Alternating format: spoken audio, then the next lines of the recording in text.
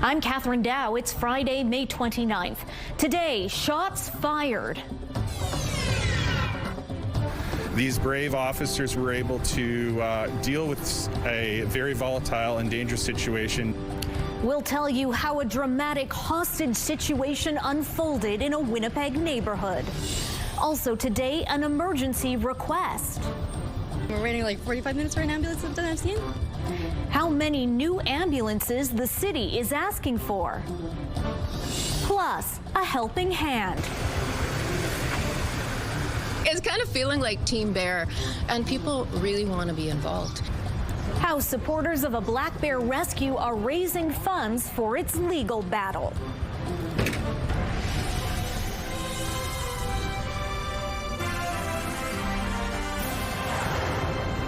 Gunshots rang out in St. James today as police exchanged gunfire with a suspect who allegedly took hostages inside a random home. Good afternoon and thanks for joining us. A quiet St. James neighborhood was shaken as gunshots rang out today. Winnipeg police say it was a dynamic situation and officers were able to rescue the innocent people being held hostage. CTV's Harrison Shin was at the scene earlier today and joins us now live. So Harrison, what exactly happened there? Catherine, Winnipeg police say they were tipped off about a man with an outstanding warrant in the King Edward neighborhood. And when they tried to arrest him this afternoon, he broke into a home and took people inside hostage. It only took a moment for a quiet neighborhood to turn into a scene of chaos. It was about just after noon.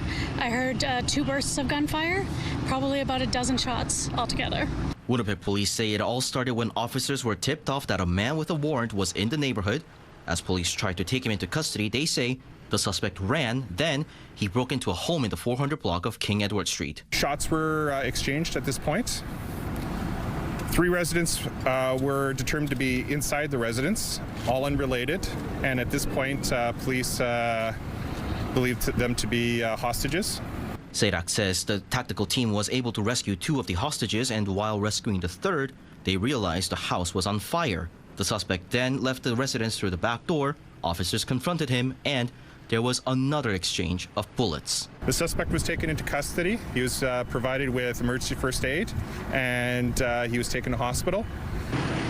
The fire was quickly extinguished, Seirak adds, and says no hostages or police officers were injured. No additional questions about the suspect and hostages were answered. Normally, this is a pretty quiet neighborhood, but there's, like I said, a lot of things going on everywhere, so it concerns me and my family. Now, as this is an officer-related shooting, the Independent Investigation Unit has been notified and has taken over the investigation. All right, thanks for this, Harrison. An update now to a story we told you about earlier this week. A 44-year-old man is now charged with murder after the body of a man was found inside a self-storage compound in Carman on Monday. It all started when Mounties were called to the compound on 2nd Street Northeast in Carman at around 1 a.m. Investigators later found the 52-year-old Carman man had died as the result of a homicide. The 44-year-old man from Killarney is charged with 2nd-degree murder. Anyone with information is still being asked to contact Carman RCMP or Crime Stoppers. We are starting to see the price at the gas pumps easing somewhat. That's according to Price Monitor Gas Buddy. The average price for a liter of regular gasoline, it says, is down a little more than 9 cents from last week to about $1.66. But the prices vary quite a bit depending on where you are. The service shows some stations with prices as low as $1.50, while CTV News spotted stations where the price was closer to $1.80. Despite this, the average price is still 34.5 cents higher than it was at this time last year. Canadians for Affordable Energy President Dan McTeague says these prices are likely the best they're going to get for the foreseeable future. Considering the world is short about 20% of what it needs to make ends meet, and we're using emergency supplies just to finish the day and to make sure our economies run well, we're looking at a scenario where it's going to require much higher prices to, as it were, dampen demand in order for supply to catch up. McTeague predicts the prices will push back towards the $2 mark as early as next week. Manitoba highways are getting spruced up this weekend, and the province is asking drivers to exercise some caution while this is happening. The 4-H highway cleanup will be happening tomorrow. It's an initiative where clubs across the province collect litter along highways and roadsides. The program supports environmental stewardship and also teaches youths ways to contribute to their communities. Participants will be wearing high visibility safety vests, and there will be signs marking the cleanup areas. The cleanup will kick off Saturday at 9 a.m. through 3 p.m., weather permitting. CTV weather specialist Colleen Brady joins us with a first look at your Skywatch evening forecast. I think for all those volunteers out there, they're going to want to wear sunscreen, drink a lot of water, because, wow, it's been a scorcher out there, Colleen. Yeah, and it's not easing up anytime soon. We're in what's called an omega blocking pattern. Basically, we have high pressure over the eastern prairies, really just stuck in between two areas of low pressure, and this heat has nowhere to go during the day or at night either. So after a couple of days and nights of it, it's not too surprising to see what we're seeing on the satellite radar right now. Non-severe thunderstorms firing off across southern Manitoba. I'll have more details on that, and of course on this heat warning that continues across the prairies, including much of Manitoba and into northwestern Ontario. How long this heat is going to last, I'll have more details on that coming up. But for now, let's take a look through the CTV Live Hides, brought to you by Bathfitter, exclusive home of the PermaFit solution. In Winnipeg right now, it is 33 degrees out there. With the Humidex, it feels like 35. Winds coming from the south-southeast at 13 kilometers an hour. The pressure is dropping and the humidity is 29%. Out in traffic on this Friday afternoon, not much traffic right now on the Provencher Bridge, but one note to pass along. King Edward, southbound, approaching Logan, there is a stall there, so stick to your left to pass. Nearly 3,000 of Canada's public servants could be retiring sooner than planned. The Fed's latest move to trim the workforce after the break.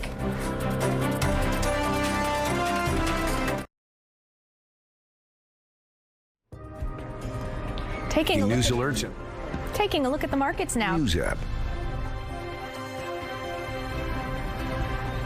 Sorry, folks. Taking a look at the markets now. Crude oil lost $1.54.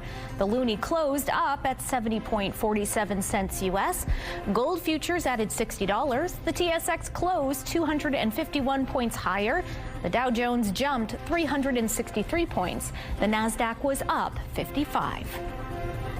Welcome back. Winnipeg's mayor and the fire paramedic service says more ambulances are needed stat. They say paramedics can't keep up with the number of people overdosing on Winnipeg streets. CTV's Jeff Keel now on how many new ambulances are being called for. Andrea Dinostransky carries around a naloxone kit. When used, it reverses an overdose. She comes across people in need of it at least once a day. You see them KO'd, passed on the ground? Like they're just not moving and they're like in the middle of you gotta go stab them. She's not the only one. CTV News spoke with another man on North Main who did not want to go on camera. He has 3 or 4 kits in his backpack. Dinostransky believes the city could use more ambulances on the street. Because, I mean, the fact that we have to go and do this all the time. Mayor Scott Gillingham agrees. We need more ambulances and we need more paramedics. The province pays the city to provide ambulance services. The mayor is lobbying the province for more as the drug crisis pushes emergency staff to their limits. And until the addiction crisis and drug crisis is dealt with head on, those calls for service are going to continue. Our paramedics are exhausted. Our firefighters are exhausted. The WFPS says the chief is asking for 8 more ambulances and 88 more paramedics. In 2025, 90% of Priority 1 ambulance calls were responded to within 19 minutes. This also bogs down firefighters. Often, they have to wait with patients until an ambulance arrives. We've had some responders report that they responded up to 6 times for the same individual in one day. The service says a growing, aging population has also increased call volumes. In a statement, Manitoba's health minister says there is more work to do. We continue to work closely with Shared Health, the Winnipeg Fire Paramedic Service, and other partners to assess systems needs and ensure Manitobans can access ambulance services when and where they need them. Jeff Keel, CTV News, Winnipeg. The mayor has supported the province's move to detain people high on drugs like meth for 3 days, up from 1. And he says more long-term measures are needed, like more detox beds, RAM clinics, and mental health supports.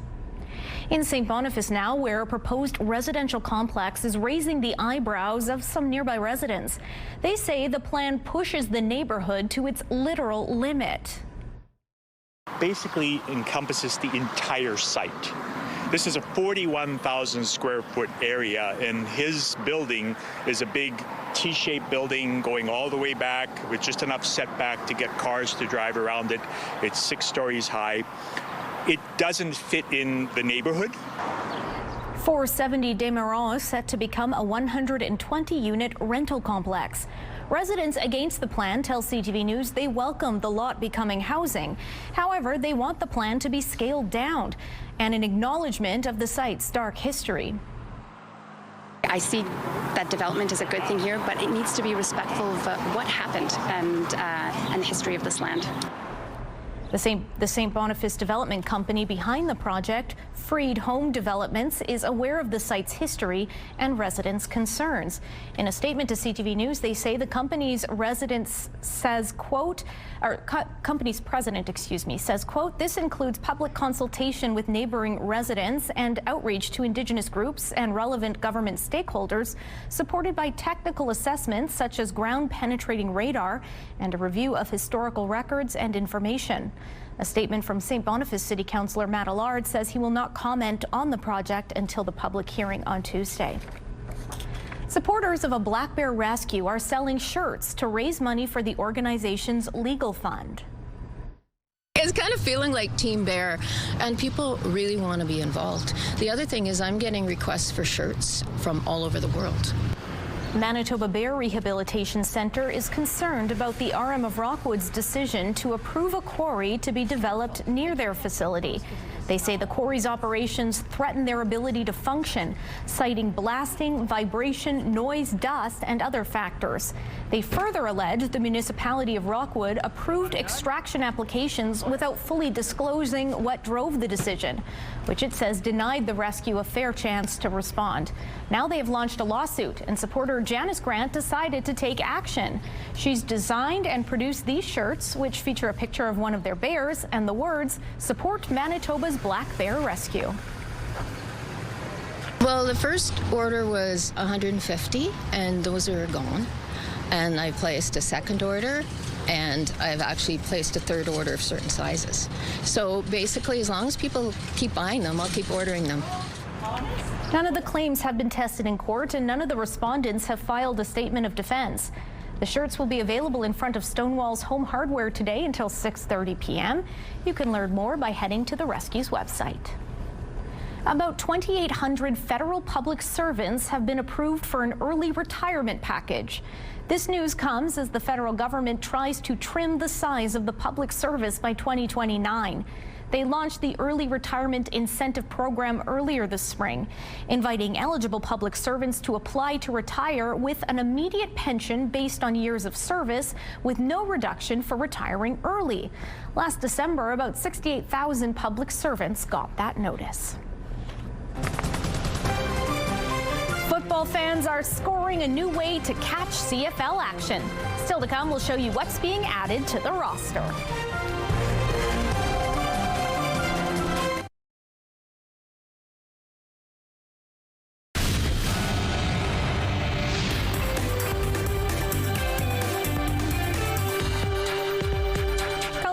Your spotlight today.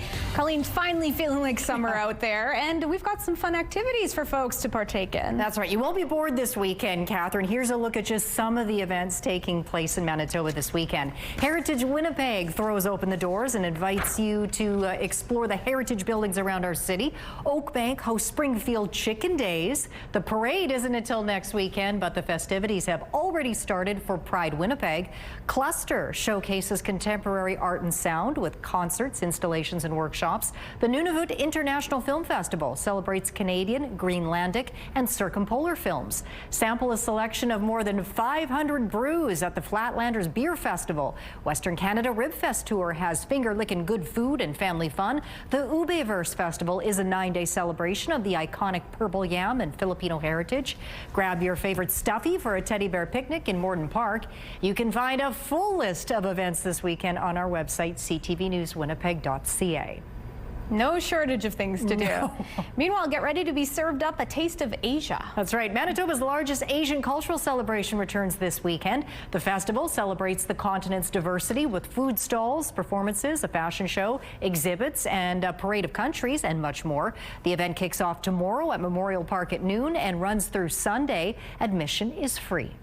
We've also got some good news for our football fans out there. We sure do. The CFL has announced a new 6-year broadcast agreement. Bell Media remains the CFL's majority broadcaster, with most games airing on TSN.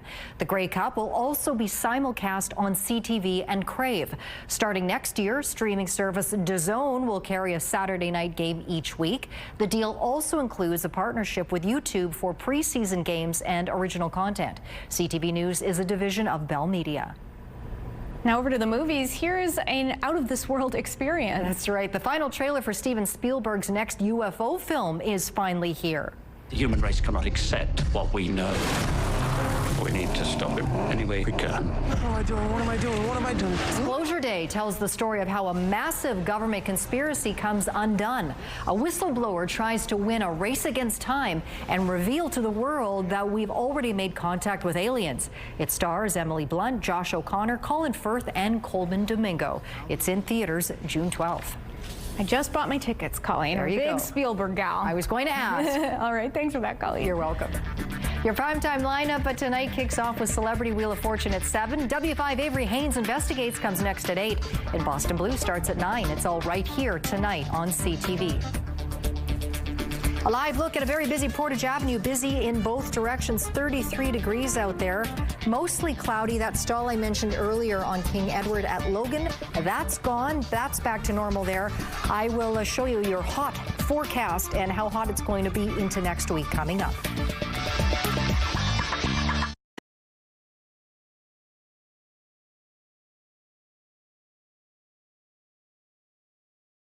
Women's clothing provided by RW & Company. Salon services provided by S&T Spa Salon.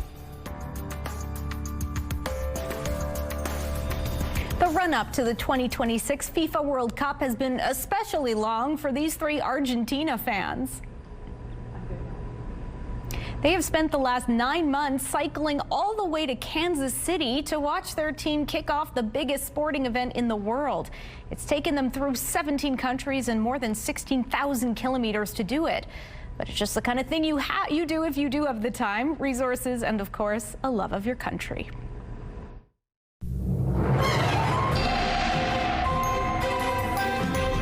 CTV Skywatch weather brought to you by South Beach Casino and Resort. Visit southbeachcasino.ca.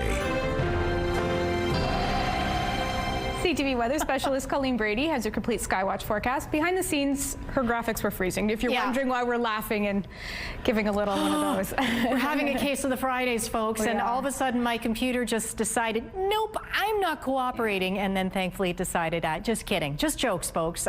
So fingers crossed we're okay from here on in. If you are in southern Manitoba, watch out because there are thunderstorms that are firing off sort of scattered. You can see those flashes of lightning. Non-severe at this point, but there's always the potential for severe thunderstorms to develop, although it looks a little not so likely, but having said that, just always be vigilant. Otherwise, it's very warm out there, so no surprise we're seeing these thunderstorms very hot during the day and very warm at night over the last couple of days and nights. Next door in northwestern Ontario, you can see a little bit of lightning firing off just to the north of Red Lake there. Cloudy, and it will become increasingly so tonight. So if you're heading out to the Bomber game, I'm not your mom, but you might want to drink some water if you're drinking other things out there out at the stadium. Water regardless anyway if you're going to be outside. Really all throughout the weekend. We get into Saturday morning. If you are in the southwest there, we might see a shower or two pop off. It might clip you there. Not expected to see that here in the city. Motorcycle ride for Dad starts in the morning. It lasts all throughout the day, so it'll be warm and windy for those riders departing Winnipeg, heading up to the Interlake and back. By Saturday night, still cloudy for the most part. We get into Sunday morning, some nice clearing in the south, but no relief from the heat. That's not going to come for a while yet, so it'll be warm all throughout the weekend, to say the least. Temperatures like this in the low 30s. 32 in Kenora, 33 in Winnipeg, Brandon 29, Dauphin 32 today after it got to 37.4 there yesterday. 29 in Thompson, Churchill 10 degrees. Churchill is one of the lone regions not under this heat warning that is enveloping much of the prairies. Manitoba, for the most part, under this yellow heat warning, including the city of Winnipeg as well as northwestern Ontario. Basically what this means, we can anticipate hot highs in the upper 20s, low 30s during the day, even mid 30s, and warm overnight lows in the mid-teens, upper teens overnight, really all throughout the weekend. Like tonight, down to 20 degrees for Winnipeg. Mostly cloudy, winds out of the south at 20 kilometers an hour until midway through the bomber game, then lighter winds, but they will redevelop and strengthen tomorrow morning out of the southeast. Little gusty, a little cloudy, and very warm with a hot high of 31 degrees. The UV index for Saturday for the city is 8 or very high. And then how long does this last? Well, 30 on Sunday under a mix of sun and cloud, 30 again on Monday, 29 on Tuesday, 27 Wednesday. Now, all throughout the long range, once we get to Monday, there's the chance of showers. They look most likely on Wednesday with a hot high of 27 degrees. And then we get that break on Thursday, a high of just 23 degrees. Mix of sun and cloud again with the chance of showers. And you see those overnight lows do stay quite warm in the mid to upper teens too until we get to Thursday night. Our first weather photo is courtesy of Cheryl up at Hecla Grindstone Provincial Park in the Interlake. A close-up look at that dandelion. And this next one's lovely. This cardinal that showed up in Kevin's front yard. That's out in Steinbach. Send us your weather photos to winnipegweather@ctv.ca. Skywatch Weather Pick of the Day brought to you by Provivo, Winnipeg's first and only longevity medicine clinic. Redefining health, performance, and aesthetics. Provivo.com. Thanks, Colleen.